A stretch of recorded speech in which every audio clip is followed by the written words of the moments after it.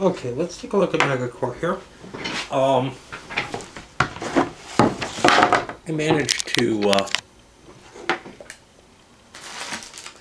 play this out solo, obviously. Done it once two-player as well, which it's not even supposed to handle. So, I think talking about gameplay first this time. This game gets rather poor ratings. I don't know if it really deserves them, because it is an interesting framework. I mean, I'll probably rate it around the same area that the poor ratings are, but I tend to rate more on a bell curve than most BTGers do.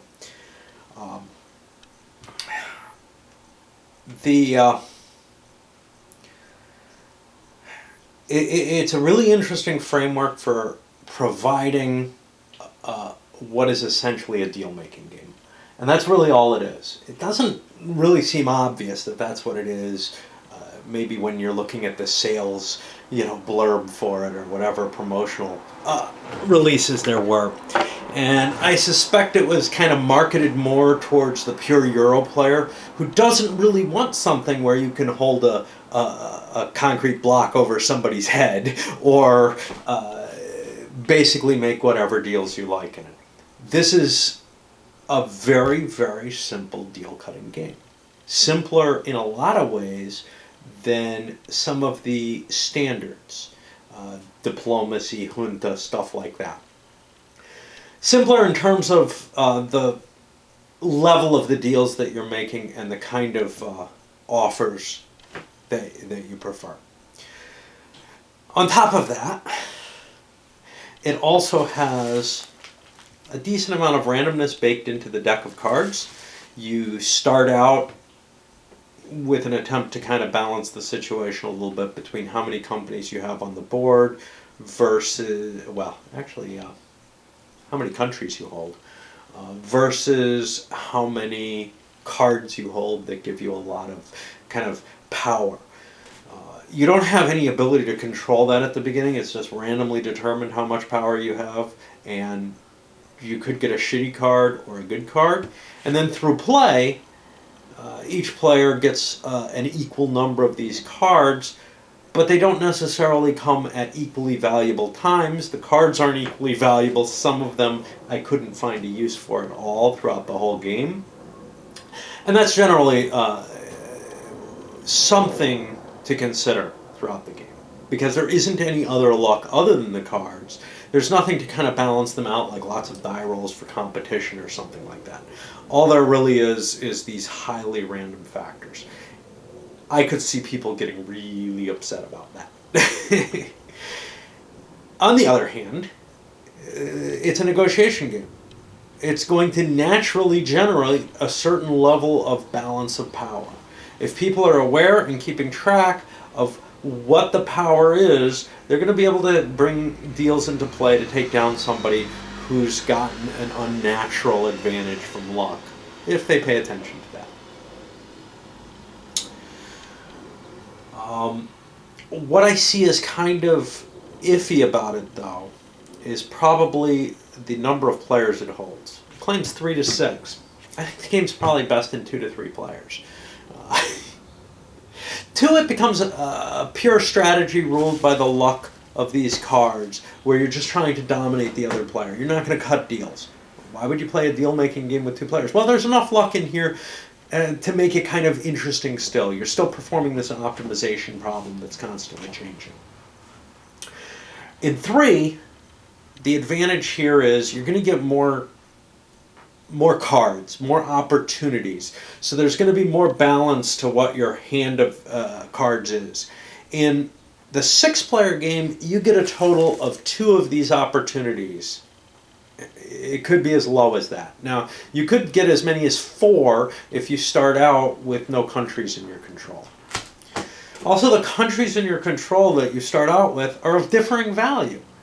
The 2 random ones are worth a lot. The ones that countries start with aren't worth as much. And in particular, democracy, well, they all have their advantages. Democracies can be very valuable in terms of preventing other people from coming into them. But in terms of taking a turn to throw someone out, they're not valuable at all. Dictatorships might have some value towards converting something to nationalized, but it's pretty iffy. For the most part, the value in everything except a kleptocracy is the ability to throw someone out of something. In some of these cases, that ability is almost nothing. For example, in a democracy where they don't hold other entries in that sector.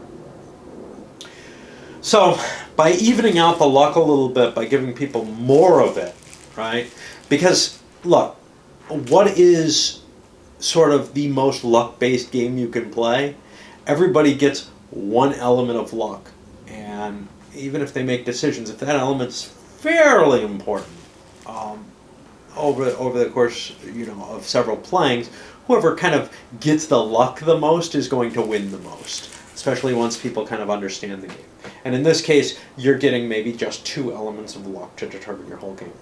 Another reason that it works best in the least number of players is actually because of the deal making. At the very end of the game, you have this ability to horse trade and basically trade away any of your position. You can do this throughout the game, but at the very end of the game, it becomes clearly a multivariable optimization problem, with the one twist that everybody's got their own, individual preferences, etc.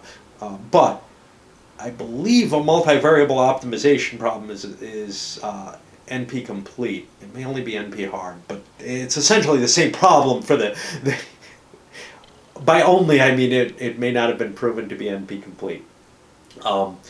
But if you can solve NP problems, being NP hard means you can solve it. It just may not translate both ways. Anyway, what that means is the more variables that you add to the thing, it gets geometrically harder. Exponentially harder.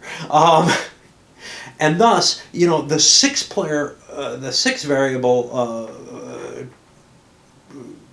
configuration is going to be very, very difficult for people. And like I said, it's probably to shake that out, it'll take almost as long as playing the game itself to determine who won in terms of all the trades that might be available. Of course, people might not be willing to put the effort in and might not be willing to think over that whole manifold space.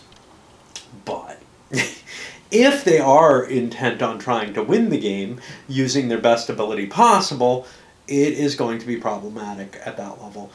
Although I believe that if you added kind of a constant spreadsheet program and recorded changes on that and maybe showed it up on a video screen or something, a projector, it would probably speed things up quite a bit and make the assessment more reasonable. Because we are only talking 6 variables here. It is still possible to do it by hand. It's just, wow, it's going to take a lot of effort. Other than that, I really don't see much wrong with the game. Like I said, there's something very nice about this kind of clean mechanism or structure to hang the diplomacy off of. So a diplomacy game has so much open to it just because you have all, the movement and everything. It seems like each diplomacy action is fairly simple, but the actuality is when you try to, compute that over the whole space, you've got something tremendously difficult when you try to analyze a diplomacy game. This is actually a game that I could see an electronic version making some good strategy choices in negotiation, in the sense that an AI could actually be created to handle this fairly reasonably. Not that, it would be fun to play it against an AI. It really wouldn't. But if you needed some baseline bots to play along with it and then also cut deals, that would not be too hard to make ones that played kind of reasonably. What's strange is that the Euro player who doesn't really like, who really kind of seems to want these optimization problems, doesn't seem to like them when they involve negotiation. They like them when they involve bidding. They like them when they involve, making strategic choices. But the whole negotiation factor seems to just not really work for Eurogamers.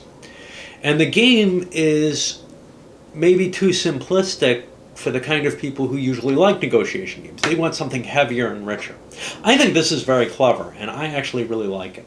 I noticed one person claimed there's almost no theme in this game. Okay. Granted, I don't know what they mean by theme. They may mean what I mean by theme, which is it doesn't have a lot of the kind of trappings of flavor. But honestly, I think it actually does. This almost looks like something that would go in a stock market here, or some kind of early video game. I don't know how much more there is. You've got invasions, you've got, the trappings of it seem appropriate. You've got cash money to play with, Those are the things I would mean by theme. I don't know how much more, something could be thematic.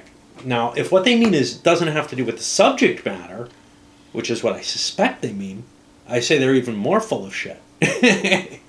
For a simplistic, abstracted design, I think this really, really nails the subject matter well.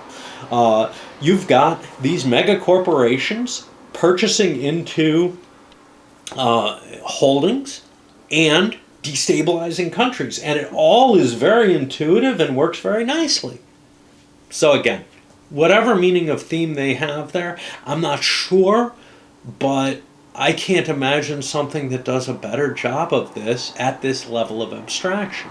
And I don't think the level of abstraction is particularly a ridiculous one.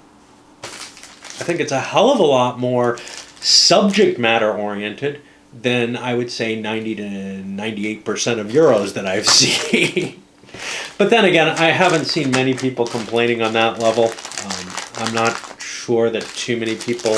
there's some people who may have thought, ooh, Megacorps, this is going to be like a Shadowrun type game or something like that. I did see that complaint, that they had false expectations because a word that got used in some game that they like, and have lots of Shadowrun stuff actually. I'm not sure how I feel about it, but I kind of like the setting for it, and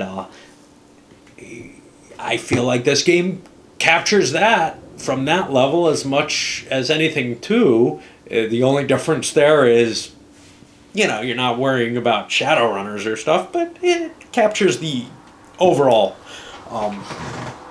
idea of these corporations which kind of rule the countries. It's just, it doesn't match the countries of Shadowrun, because this isn't a, licensed Shadowrun product. It's not meant to be that. And I can see where, that might be disappointing to people who saw the word Megacorps and thought, oh, that must be trademark Shadowrun stuff. Sorry. Anyway,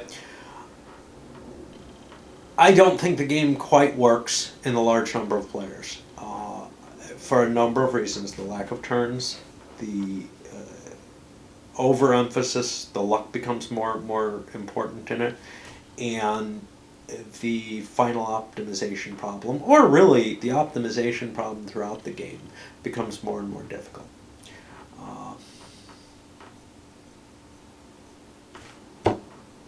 Other than that, I don't know, too much to say against it. I actually kind of like this game. I just think that it can't hold the number of players it claims.